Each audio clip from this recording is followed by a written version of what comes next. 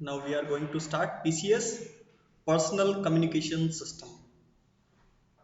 अपना निजी communication system खुद का अपन कैसे बनाते हैं मोबाइल के रूप में, उसके बारे में देखते हैं। सबसे पहले उसके आर्किटेक्चर के बारे में देखते हैं कि उसके आर्किटेक्चर का जो स्ट्रक्चर है वो कैसा होता है। इसमें एक MSC जो होता है उससे कई सारी चीज़ें कनेक्टेड हैं, वायरलेस कंपोनेंट्स हैं। ये ऊपर भी आपका एक वायरलेस कंपोनेंट लगा हुआ है, नीचे भी वायरलेस कंपोनेंट लगा हुआ है, और कई सारे MSC PSTN से कनेक्टेड है, और MSC के MTSO के ऊपर HLR, VLR, EIR वगैरह आपके कनेक्टेड रहते हैं। इन सब चीज़ों के बारे में अभी अपन स्टडी करेंगे। इनके बारे में स्टडी करें उससे पहले मैं थोड़ा सा आपको एक अलग व्यू में इसको दिखाता हूँ, ताकि आपको कुछ समझ में आ जाए कि ये एक्चुअल में होती क्या चीज़ें हैं। अभी तो ये नाम ऐसे लग रहे हैं, आपको अजीब से लग रहे होंगे, लेकिन अब इनके एक एक छोटे छोटे कंपोनेंट को देखते हैं तो अपने को थोड़ा सा आइडिया लग जाए। जैसे एक मोबाइल इक्विपमेंट, आप ऐसे समझ लो, एक मोबाइल है आपके पास। ये मोबाइल का ये टावर लगा हुआ है, ये टावर दिख रहे हैं आपको, ये सारे टावर, ये मोबाइल है। इस मोबाइल की इस टावर में रेंज है ये वाली, ये अभी इस जगह पे है, इसकी रेंज यहाँ है, इसकी रेंज यहाँ है। समझ में आ गई बात। अब ये जो स्टेशन है, देखो आपका फोन जो है वो मैसेज भेजता है टावर के पास, टावर भेजेगा बेस स्टेशन कंट्रोलर के पास, दैट इज BSC। किसके पास भेज रहा है? BSC के पास। BSC क्या है आपका? Base station controller, base station को कंट्रोल करने वाला। देखो इन चारों पांचों को की जो डेटा है वो भेजा जा रहा है BSC के पास, और BSC का जो डेटा है वो, इस वाले BSC का डेटा जो है वो MSC के पास भेजा जा रहा है। ये जो दो BSC है, इन दोनों BSC का डेटा किसके पास जा रहा है? MSC के पास। MSC क्या है? Mobile switching centre. क्या है? Mobile switching centre. जिससे अगर इस BSC से भी आप अलग रेंज में जा रहे हो, भाई आप एक तो BSC की रेंज में हो तो BSC वाला हैंडल कर लेगा, अब उससे भी अलग वाली रेंज में जा रहे हो, मोबाइल स्विचिंग हो रही है उसमें, तो MSC वो सारी चीजें हैंडल करेगा। कौन हैंडल करेगा? MSC। और मोबाइल स्विचिंग सेंटर के पास में एक तो होम लोकेशन रजिस्टर होता है, जिसमें ये इन्फॉर्मेशन होती है कि भाई किस तरीके से किसको हैंड ओवर करना है, किसको नहीं करना है। एक पूरी रजिस्टर की इन्फॉर्मेशन होती है, और वहां से अन्य नेटवर्क के ऊपर भी इसका कनेक्शन रहता है। MSC का कनेक्शन किससे भी? अदर नेटवर्क से भी। ठीक है। अब यहां से होता हुआ, अब आपको जब भी मोबाइल जो कॉल करोगे वो इनके थ्रू होता हुआ आपके पास कॉल पहुंच जाता है, और आप बात कर लेते। समझ में आ गई बात? Personal communication system, personal communication services की बात करें, पर्सनल कम्युनिकेशन सर्विसेज क्या है? वायरलेस एक्सेस या पर्सनल मोबाइलिटी सर्विस की अधिक वैरायटी उपलब्ध होती है इसमें, पर्सनल कम्युनिकेशन सर्विस। इसमें PSTN और PDN से कनेक्ट हो सकते हैं। PSTN is your public switched telephone network. क्या है आपका? PSTN क्या है? पब्लिक स्विच्ड टेलीफोन नेटवर्क, और PDN होता है पब्लिक डेटा नेटवर्क। इन दोनों से आप कनेक्ट हो सकते हो पर्सनल कम्युनिकेशन सिस्टम से। और आपका PCS में का मेन जो गोल है वो क्या है कि कहीं पे भी, कभी भी, किसी भी टर्मिनल के रूप में मैं पर्सनल कम्युनिकेशन करने योग्य हो जाऊं, अपना डेटा कम्युनिकेट कर लूं, मेरा जो डेटा है आपस में कम्युनिकेट किया जा सके, फोन पे हो चाहे PDA के फॉर्म में हो, किसी भी रूप में मैं कम्युनिकेट कर पाऊं, है ना? ये मेरा उद्देश्य है। अब PCS का जो यूज है वो कहाँ होता है? वाहनों में कर सकते हैं। पदयात्री, पेडेस्ट्रियंस जो हैं वो high tyre digital cellular system की सर्विसेज यूज करते हैं। जैसे कि एग्जांपल के रूप में बात करें, GSM है, DCS 1800 है, S95 CDMA है, बेस्ट CDMA 1 सिस्टम है, PDC है, पर्सनल डिजिटल सेल्यूलर। ये अलग अलग टेक्नोलॉजीज हैं जिनका यूज किया जाता है इन पर्सनल कम्युनिकेशन सिस्टम्स के लिए। ठीक है। और रेजिडेंशियल या वर्क प्लेस के लिए अगर आप लो टायर टेलीकम्युनिकेशन सिस्टम की बात करो तो आप DECT का यूज कर सकते हो, अभी अपन ने पढ़ा भी था DECT के बारे में, डिजिटल एनहेंस्ड कॉर्डलेस टेलीफोनी के बारे में। फिर PACS personal access communication system है, फिर personal handy phone system PHS है। ये टेक्नोलॉजी भी काम में ली जाती है, ठीक है, पर इनका जो एरिया है वो थोड़ा छोटा है। ये रेजिडेंशियल या वर्क प्लेस वाले की बात करें तो वो लो टायर टेलीकम्युनिकेशन सिस्टम्स है। क्या है? लो टायर है। और GSM CDMA और ये सब क्या है? High tyre digital cellular system है। उसमें ज्यादा बड़ी रेंज होती है, ध्यान है, अपन ज्यादा दूरी तक जा पाते हैं। अब इसके PCS के कंपोनेंट्स की बात करें तो ये 9 कंपोनेंट्स हैं जो हमें ध्यान रखने पड़ेंगे। ये 9 कंपोनेंट्स क्या क्या है? सबसे पहले है PSTN। PSTN है आपका पब्लिक सर्विस टेलीफोन नेटवर्क, जो आपका टेलीफोन नेटवर्क है, चाहे वो वोडाफोन का हो, किसी का भी, सबके अलग अलग है। फिर आता है MSC। MSC होता है मोबाइल स्विचिंग सेंटर। क्या होता है? मोबाइल स्विचिंग सेंटर, और कई जगह पे इसको MTSO भी बोलते हैं, मोबाइल टेलीफोन स्विचिंग ऑफिस। क्या बोलते हैं? मोबाइल टेलीफोन स्विचिंग ऑफिस, जिससे कि स्विचिंग की जा सके, स्विचिंग की जा सके। और BS होता है base station, short form use की जाएगी आगे कई जगह पे, तो आपको पता होनी चाहिए कि BS क्या है? Base station. बेस स्टेशन आप किसको बना रहे हो? आप बेस स्टेशन को ऐसे समझ सकते हो जैसे आपने टॉवर लगा रखा है, उस फोटो में जो टॉवर था वो आपका क्या था? बेस स्टेशन था। फिर आता है BSC, base station controller. BSC क्या है? Base station controller. फिर आता है MS, that is your mobile station. और मोबाइल स्टेशन का MS का मतलब है वो मोबाइल, आपका मोबाइल। आपका मोबाइल क्या है? एक मोबाइल यूनिट जो आ रही है। मोबाइल यूनिट से मेरा मतलब सिम के साथ आपका जो फोन सिस्टम है पूरा, वो एक यूनिट है। मोबाइल यूनिट की बात कर रहा हूं, या मोबाइल होस्ट कह सकते हैं इसको। इसको क्या बोलते हैं? MS या मोबाइल स्टेशन। नेक्स्ट टर्म है home location register. Home location register मतलब उसके खुद के इंटरनल लोकेशन के जो रजिस्टर्स हैं उनके बारे में इंफॉर्मेशन स्टोर रहती है, ये डेटाबेस होता है। और VLR विजिटर लोकेशन रजिस्टर मतलब कोई और आता है तो वो विजिटर लोकेशन रजिस्टर में इंफॉर्मेशन होती है। EIR की बात करें तो ये होता है इक्विपमेंट आइडेंटिफाई रजिस्टर। इक्विपमेंट को आइडेंटिफाई करने के लिए आपने जो इक्विपमेंट काम में ले रखा है, उस इक्विपमेंट को कैसे पहचानोगे, उसको पहचानने के लिए इक्विपमेंट आइडेंटिफाई रजिस्टर होता है। और वो माध्यम जिससे आप कम्युनिकेशन करते हो वो आपका एक्सेस चैनल होता है। जिस चैनल से आप बात करोगे वो आपका एक्सेस चैनल यूज होगा। ये आपके कंपोनेंट्स होते हैं। अब मैं एक एक कंपोनेंट के बारे में देखते हैं। फर्स्ट लेते हैं PSTN। PSTN है आपका public switched telephone network. PSTN PCS network को वायर्ड लाइन टेलीफोन नेटवर्क से कनेक्ट कर देता है। आपका पर्सनल कम्युनिकेशन सिस्टम जो है, बीच में कहीं न कहीं तो ऐसा है कि कुछ वायरिंग लगी हुई है, ऐसा नहीं है कि बिल्कुल ही कहीं पे भी वायर लगा हुआ नहीं है ना। अब वो जो वायरिंग लगी हुई है, वायर्ड लाइन टेलीफोन नेटवर्क जो है, उससे आपके PCS ने कनेक्ट कर दिया। किसके थ्रू? PSTN के थ्रू। PSTN ने क्या किया? PCS नेटवर्क को वायर्ड लाइन टेलीफोन नेटवर्क से कनेक्ट कर दिया। किससे कनेक्ट कर दिया? वायर्ड लाइन टेलीफोन नेटवर्क से कनेक्ट कर दिया। सेकंड पॉइंट है आपका MSC, that is your mobile switching control centre. Mobile switching centre mobile switching करने के लिए काम में लिया जाता है। ये सेल्यूलर नेटवर्क को PSTN नेटवर्क से इंटरकनेक्ट करता है। सेल्यूलर नेटवर्क आपके एक पर्टिकुलर सेल से रिलेटेड जो नेटवर्क बन के आ रहा है, उस नेटवर्क को PSTN नेटवर्क से इंटरकनेक्ट कर देगा, ताकि लोकल सेंट्रल ऑफिस जो है और तथा लॉन्ग डिस्टेंस टोल सेंटर्स को आपस में कनेक्ट किया जा सके।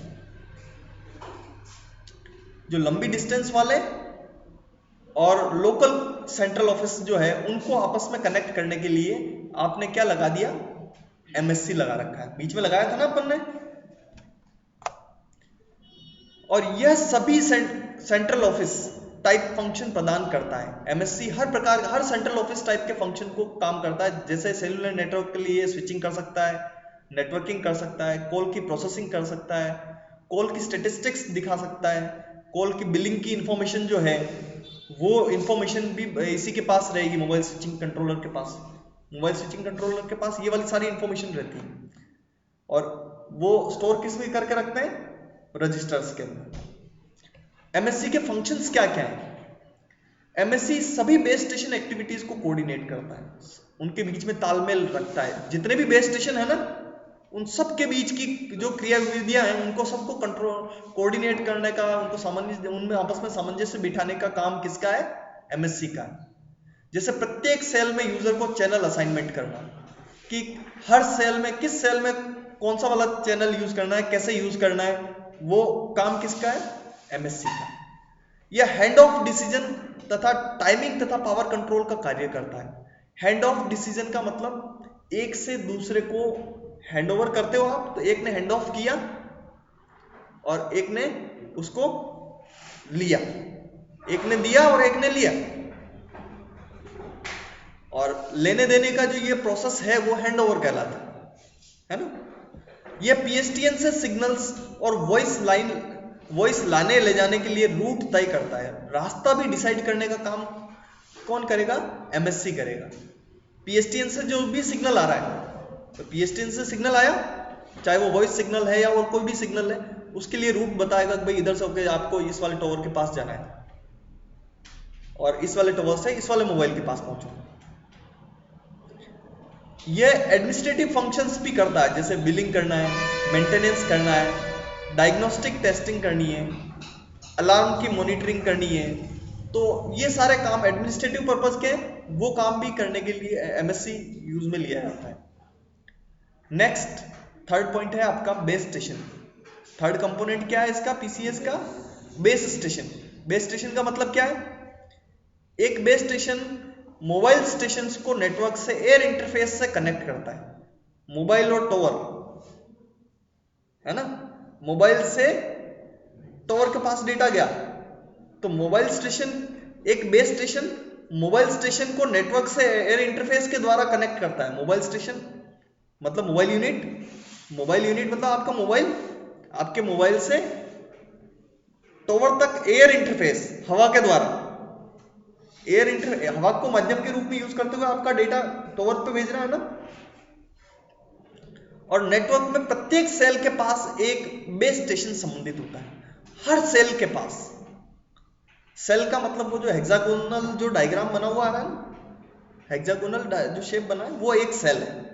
क्या है, एक सेल है। हेक्सागोनल जानते हो, षटभुज, षटभुज दिख रहा था चारों तरफ, मोबाइल और टावर के चारों तरफ वो जो रेंज बन रही थी ना, वो आपकी क्या कहलाती है, वो आपका सेल है। नेटवर्क में प्रत्येक सेल के पास एक बेस स्टेशन संबंधित होता है। भाई वो जो सेल है ना, उसके लिए एक टावर है, वो उसकी रेंज हो गई ना, एक टावर की एक रेंज हो गई, वो उस हेक्सागोनल शेप के अंदर आ जाएगा। नेटवर्क में प्रत्येक सेल के पास एक बेस स्टेशन संबंधित होता है और बेस स्टेशन की ट्रांसमिशन पावर पर सेल की साइज डिपेंड करती है। अगर टावर की कैपेसिटी ज्यादा है तो रेंज ज्यादा हो जाएगी। भाई सेल की साइज किस पे डिपेंड करती है, टावर की ट्रांसमिशन पावर पे। टावर की पावर अगर ज्यादा है तो ज्यादा बड़ी रेंज बनेगी, सेल की साइज बड़ी हो जाएगी। सेल की साइज क्या हो जाएगी, बड़ी हो जाएगी। देखो आप डायग्राम के अंदर,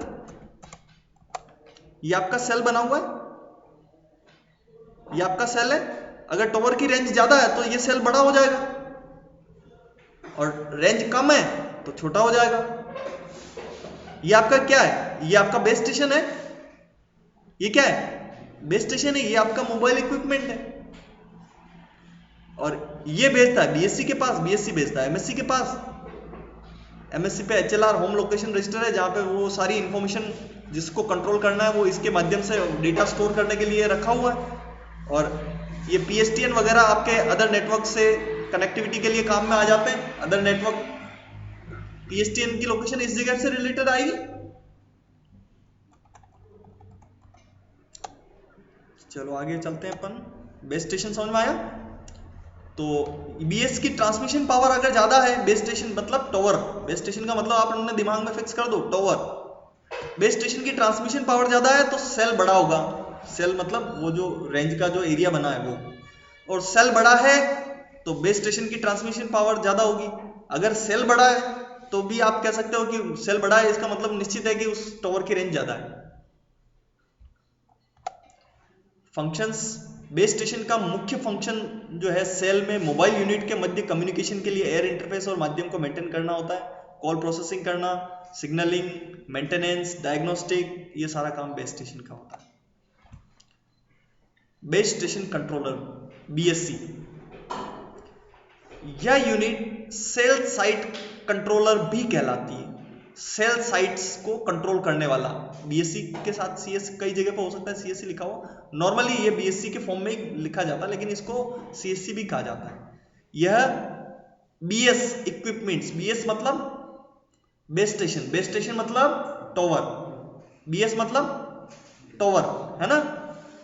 तो बीएससी क्या करता है, टॉवर्स के ऑपरेशन को कोऑर्डिनेट करता है कि कौन से टॉवर से आ रहा है, कौन से पे भेजना है, इस वाले टॉवर से लेके दूसरे वाले टॉवर पे भेजना है, या इस वाले टॉवर का डेटा किसी और जगह पे भेजना है। इस कार्य हेतु बीएससी स्टोर्ड प्रोग्राम्स और एमएससी द्वारा भेजी गई कमांड पर कार्य करता है। देखो इसको हैंडल करने वाला कौन है, एमएससी। बीएससी को हैंडल कौन कर रहा है, एमएससी। एमएससी क्या है, मोबाइल स्विचिंग सेंटर है, मोबाइल स्विचिंग सेंटर है ना, तो वो कंट्रोल कर रहा है बीएससी को। वो तो बेस स्टेशन कंट्रोलर, उसके अंडर में तो कुछ ही टॉवर है भाई, बीएससी के अंडर में कुछ टॉवर है।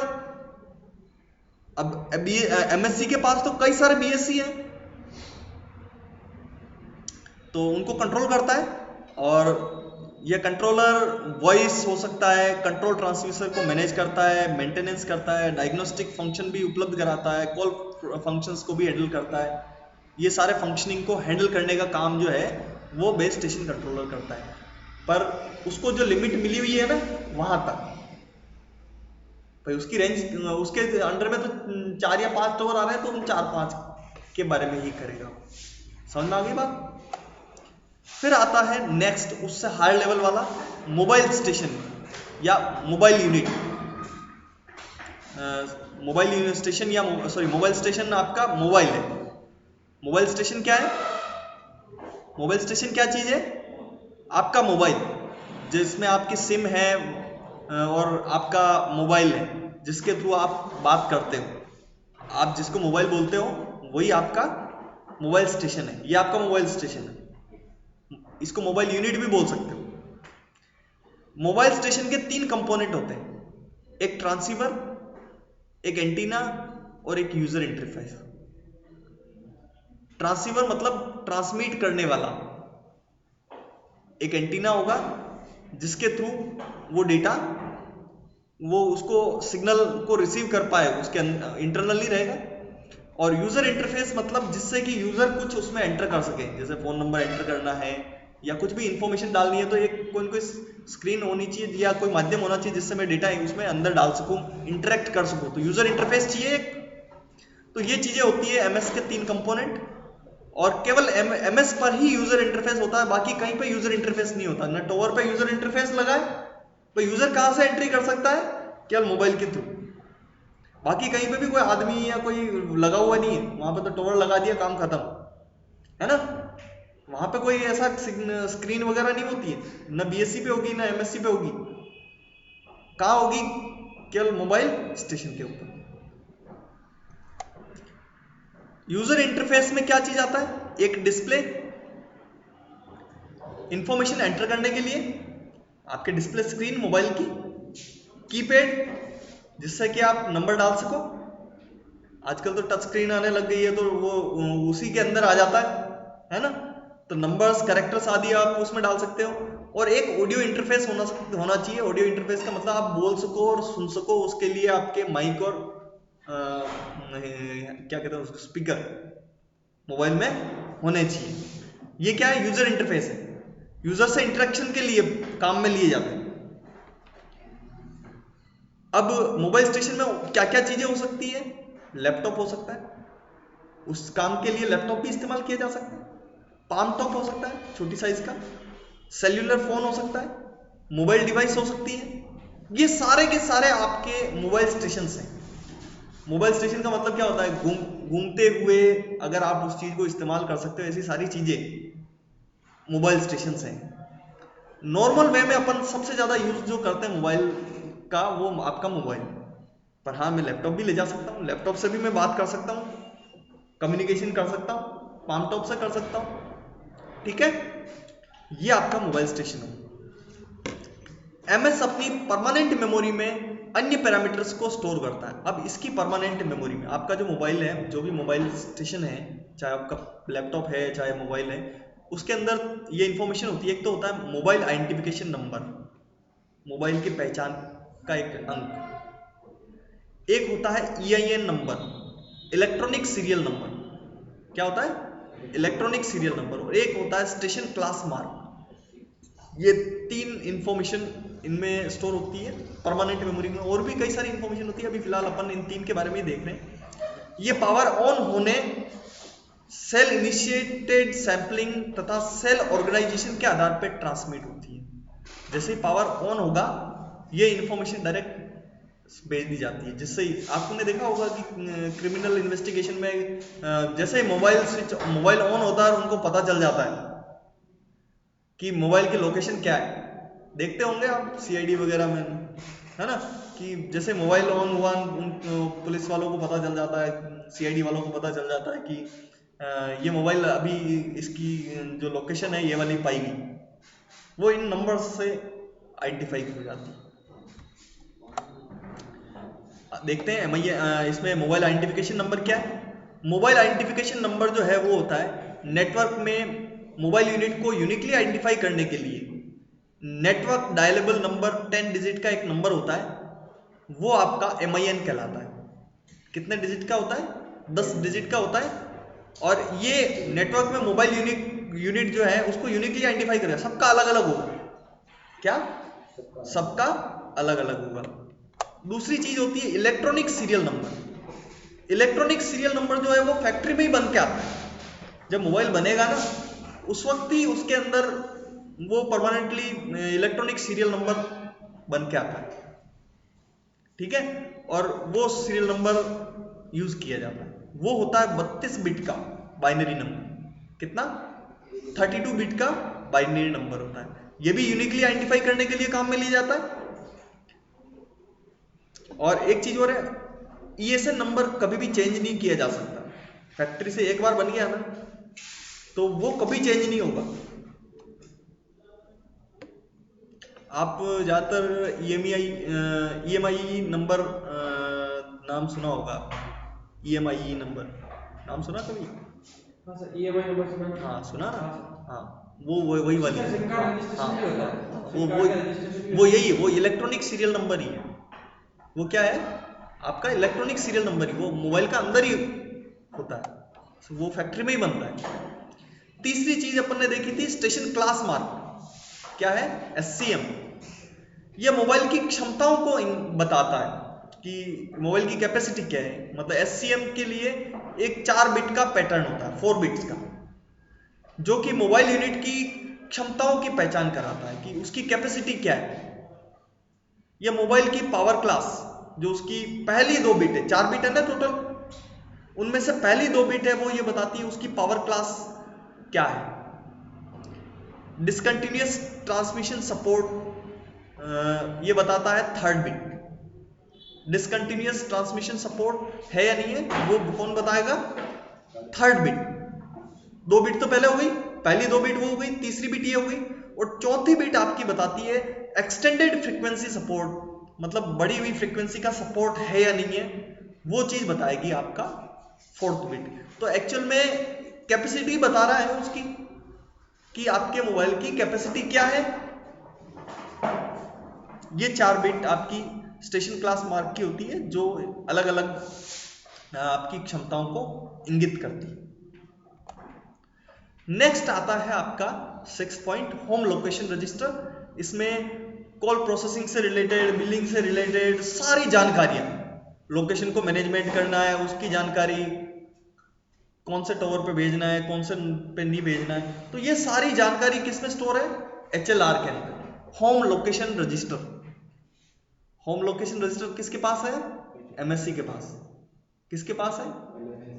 स्विचिंग का काम तो वही कर रहा है, मोबाइल स्विचिंग किसको किसके पास भेजना है, कंट्रोल वहां से कर रहा है, कमांड वो दे रहा है। बीएससी को भी कमांड देता है तो वो एमएससी देता है कि इसके पास भेजो। इसके कंटेंट्स और उसका स्ट्रक्चर वेंडर पर डिपेंड करता है। इसके कंटेंट्स और स्ट्रक्चर किस पे डिपेंड करता है? वेंडर मतलब विक्रेता, जैसे कि बीएसएनएल है, वोडाफोन है, ये आपके वेंडर्स हैं, इनके ऊपर डिपेंड करता है कि वो इसके एचएलआर के अंदर का स्ट्रक्चर कैसे है, भाई बिल के लिए डेटा कैसे स्टोर कर रहा है, वो उसकी अपना उसके लिए अपना अलग सॉफ्टवेयर हो सकता है उसका, है ना, जिसके थ्रू वो उसके लिए कोई डेटाबेस हो ले रखा हो उसने और उस डेटाबेस में स्टोर कर रहा हो। कोई ओरेकल ले सकता है, कोई माइस्क्यूएल ले सकता है, कोई एसक्यूएल सर्वर का यूज कर सकता है, और उसके अंदर टेबल्स का स्ट्रक्चर भी सब जने अपने अपने हिसाब से बना सकते हैं। वोडाफोन वाला अपने हिसाब से बना सकता है, बीएसएनएल वाला अपने हिसाब से बना सकता है, एयरटेल वाला अपने हिसाब से बना सकता है। Is it okay? तो इसके कंटेंट और स्ट्रक्चर है तो जानकारी है ना, उसमें टेबल्स है और कुछ नहीं है। एचएलआर का मतलब, एचएलआर में क्या चीज है? होम लोकेशन रजिस्टर, उसके अंडर में आने वाले जो हैं उनके सबकी इंफॉर्मेशन है। जीएसएम पीएलएमएम, जीएसएम पीएलएमएम का मतलब है पब्लिक लैंड मोबाइल नेटवर्क में एचएलआर डेटाबेस में सभी सब्सक्राइबर का मास्टर डेटाबेस होता है। जीएसएम पीएलएमएम जो होता है, पीएलएमएम उसके अंदर जितने भी सब्सक्राइबर है, जैसे वोडाफोन के जितने भी सब्सक्राइबर जानते हो, उपभोक्ता, आप सब मोबाइल यूज कर रहे हो मतलब आप उपभोक्ता हो। आप क्या हो? उपभोक्ता हो। तो आपकी सबकी जानकारी वहां पे है भाई। आप वो फॉर्म भर के देते हो डिटेल, तो वो डिटेल स्टोर करके रखते हैं, ऐसा थोड़ा फेंक देते हैं। स्टोर करके रखेंगे ना तो वो वहां पे स्टोर रहती है। उसका एक मास्टर डेटाबेस होता है, उसमें वो सारी जानकारी स्टोर है। इसका डेटा सभी एमएससी तथा वीएलआर के द्वारा नेटवर्क में रिमोटली किया जाता है। यद्यपि नेटवर्क में एक से अधिक एचएलआर हो सकते हैं, लेकिन एक सब्सक्राइबर के लिए एक रिकॉर्ड ही होता है। एक उपभोक्ता का एक रिकॉर्ड ही होगा, ऐसा नहीं कि उसकी 10 जानकारियां मिल जाए। जैसे एक मोबाइल नंबर मिला तो उस मोबाइल नंबर की एक ही इंफॉर्मेशन होगी, उसकी 10 इंफॉर्मेशन नहीं होगी, नहीं तो कॉन्फ्लिक्ट हो जाएगा। एचएलआर कई सारे हो सकते हैं। नेक्स्ट है visitor location register. Visitor location register भी एक लार्ज डेटाबेस होता है। ये भी एक, इसमें भी टेबल्स होती है जो कॉल प्रोसेसिंग, लोकेशन मैनेजमेंट और विजिटिंग इंफॉर्मेशन को स्टोर करती है। विजिटिंग इंफॉर्मेशन से मतलब जैसे आप एक लोकेशन से दूसरी लोकेशन पे चले गए, विजिटर हुआ, आप बाहर से आए हुए हो, तो विजिटिंग की इंफॉर्मेशन होगी उसमें। जैसे सर अपन हाँ, राजस्थान से बाहर जाते हैं, रोमिंग वाला पार्ट आ जाता है। हाँ, आप दूसरे नेटवर्क से आए हुए हो सकते हो, जैसे एयरटेल वाला बीएसएनएल वाले में आए भाई, उनसे भी तो इन्फॉर्मेशन आएगी। केवल आपका ऐसा तो है नहीं कि एयरटेल वाला एयरटेल को ही करेगा, एयरटेल वाला बीएसएनएल वाले को भी तो कर सकता है, बीएसएनएल वाला वोडाफोन को कर सकता है, वोडाफोन वाला एयरटेल को कर सकता है, एयरटेल वाला रिलायंस को कर सकता है। तो विजिटिंग इन्फॉर्मेशन भी तो होगी भाई। आपने आपके सब्सक्राइबर की इन्फॉर्मेशन तो आपके पास है, दूसरे की जानकारी कहां से मिलेगी? दूसरे की मिलेगी कहां से? उसका खुद का एचएलआर होगा, उसके एचएलआर से वीएलआर के पास आया भाई, वीएलआर के थ्रू वहां से आया, तो वो तो विजिटिंग हुआ ना। विजिटिंग लोकेशन रजिस्टर है कि कौन सा वाले का आया। तो इसके कंटेंट और स्ट्रक्चर वेंडर पर निर्भर करते हैं, इसके कंटेंट भी उसी पे वेंडर पे डिपेंड करेंगे। It's okay. इस तरीके से आपके ये सारे कंपोनेंट्स कंप्लीट हो जाते हैं। एक बार आप वापस इसका डायग्राम देख लो ताकि आपको थोड़ा सा आइडिया लग जाए। देखो स्टार्टिंग में अपन ने ये डायग्राम देखा था, स्टार्टिंग में हो सकता है ये समझ में नहीं आ रहा हो, लेकिन अब आपको ये समझ में अच्छी तरह से आ जाएगा। देखो ये आपका पीएसटीएन है, पब्लिक सर्विस टेलीफोन नेटवर्क, इससे एमएससी कनेक्टेड है, एमएससी या एमटीएसओ। एमएससी से क्या कनेक्टेड है? आपके बेस स्टेशन हैं, मोबाइल स्टेशन हैं, ये सारे कनेक्टेड है। यहाँ पे इसमें थोड़ा सा ज्यादा शॉर्ट में दिया हुआ है, इस वाले डायग्राम में और ज्यादा क्लियर है। यहाँ पे ये अदर नेटवर्क है, यहाँ से MSC आया, मोबाइल स्विचिंग सेंटर। सर ये टावर्स जो है ये तो है बेस स्टेशन, हाँ ये बेस स्टेशन है, ये है इनका बेस कंट्रोलर, ये बेस स्टेशन कंट्रोलर, ये BS, ये बेस स्टेशन कंट्रोलर, ये मोबाइल यूनिट MU, मोबाइल आपका MU। सर इनकी लिमिटेशंस वगैरह के बारे में किनकी? इनकी सर बेस स्टेशन कंट्रोलर की भी कोई लिमिटेशंस होगी कि किस रेंज तक कर सकते हैं? हाँ तो वो तो रेंज अलग अलग होती है ना, उसकी पावर अलग होगी। अगर पावर, वो उसकी ट्रांसमिशन पावर पे डिपेंड करता है। सब हर टावर की अपनी अपनी रेंज होती है, उसमें आप जो डिवाइस लगाते हो ना, वो कैपेसिटी उसकी ज़्यादा होगी तो वो उसका सेल का साइज बढ़ जाता है। तो एक चीज़ अभी आप ये याद रखना कि इनकी जो शेप जो होता है वो हेक्सागोनल होता है। रेंज जो बनती है ना, हेक्सागोनल शेल्स बनते हैं, ये ध्यान रखना। किस फॉर्मेट में होते हैं? हेक्सागोनल, सर्कुलर नहीं होते। अच्छा सर्कुलर में हो ना तो प्रॉब्लम आ जाती है। सर्कुलर में क्या प्रॉब्लम आएगी? 3 सर्किल के बीच में एक छोटा सा गैप बच जाता है। 3 सर्किल होते हैं, उसमें बीच में एक गैप बच जाता है, तो फिर वहां पे फिर फोन नहीं लगेगा। तो इसलिए क्या किया जाता है, हेक्सागोनल शेप्स लिया जाता है ताकि पूरा कवरेज उसमें कवर हो। ठीक है, तो BSC देखो, MU से BS, BS से BSC, BSC से MSC, फिर ये अदर नेटवर्क में पहुंच गया। अब अदर नेटवर्क, जैसे आपने फोन लगाया तो ये फोन लगाया तो इधर से यहाँ पहुंच रही जानकारी। अब जैसे एयरटेल वाले के लगाया ना, तो अब ये एयरटेल वाले के जा रहा है, एयरटेल वाले के नेटवर्क में विजिटर लोकेशन रजिस्टर में गया, फिर MSC में गया, BSC के पास आया, और फिर ये यहाँ पे आ गया, और फिर आपके फोन के पास पहुंच गया। It's okay.